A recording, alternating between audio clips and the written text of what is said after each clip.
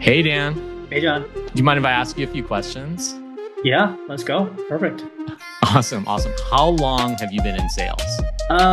Tech sales, 4.5 years. You could say my whole life, though. I've also been in the service industry as like a waiter and then recruitment as well. Okay, sales in one way or another for your whole life. I love that. What's the best deal you've ever done? One that comes to mind is just one where there was like really no buying decision process. Just a lot of people jumping back and forth between who was going to make the final say. And what ended up happening is like I was wrangling all the people, made them form a committee. So that was fun because I got to like really run that deal and almost be the decision maker for them just by like helping them get consensus. It's funny, right? Buyers don't actually know always how to buy. And so in a way, you help them move through that process.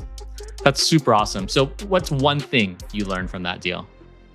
The importance of individual motivations, I think because there was no real strong top-down prerogative other than generally to get a solution. There was this guy who was coming to shape up the requirements, and then he also had one that was very specifically catered to our competitor. And then it turns out there was a whole different group who had a whole different use case. So it's really cool to move through each person and build a relationship with each stakeholder in each department and really come out with this business case where it hit everybody's criteria so that everybody could get on the same page and make a group decision.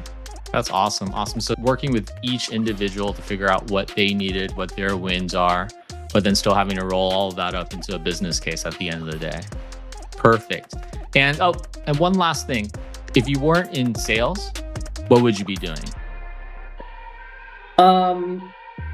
Yeah, I guess I still do consider myself in sales, but now I just sell people and becoming the best version of themselves. So I guess life coaching, really helping people get in the best mental and emotional shape of their lives and get a good sense of who they want to be and to give them the tools to get there. So yeah, Dan, the life coach. I love it. Thanks, Dan.